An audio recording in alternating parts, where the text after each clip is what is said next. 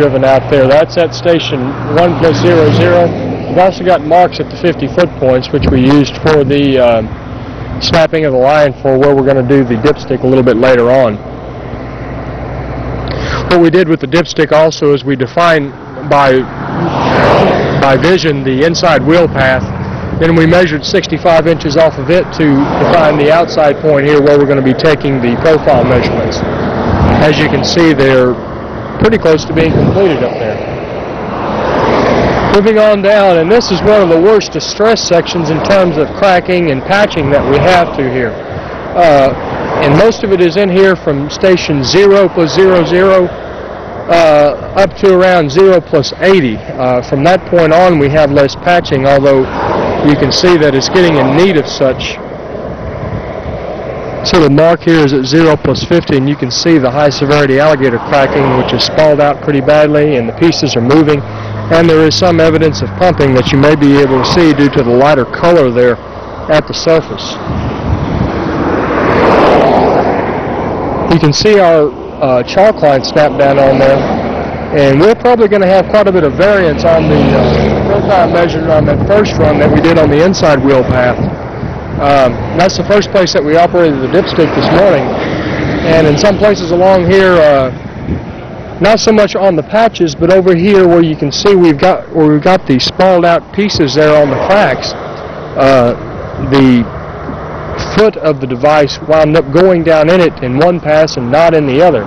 So it's going to be interesting to check to see how our closure measurements work out going this way.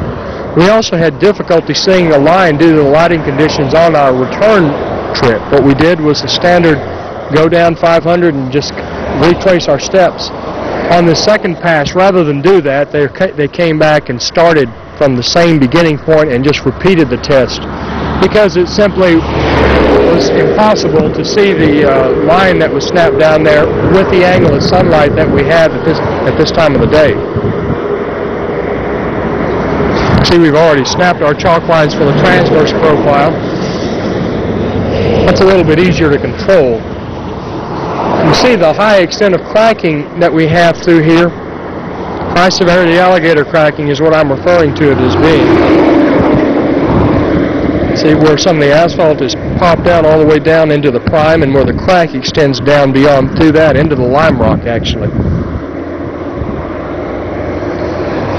Standing at station 1.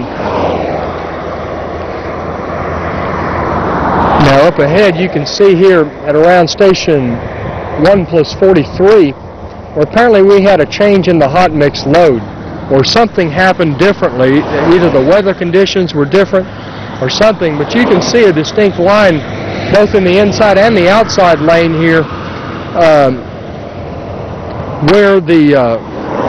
where one load of hot mix, or I guess load is the best way to put it, where one load of hot mix stopped and where the other began. Looks like this was a construction joint. We don't have any cracking here, but it is a straight line. Looks like there was a different asphalt content in that part of the mix. All our dipstick operators are finished, as you can see. But beyond that point, we get out of the high severity cracking into what I'm calling moderate severity. Everything's opened up more than 1/4 of an inch. There is some minor spalling, but it's not anywhere near as bad as what we were seeing back there, where there was some movement of the pieces and some breaking out. Up to station 2, and between 2 and 3 is very consistent. You can see evidence of pumping here in the inside wheel path. How we were just stopping and discussing what in the world we could do the rest of the day, because it looks like we're going to finish up about 3 or 4 hours earlier than I expected. It really breaks my heart.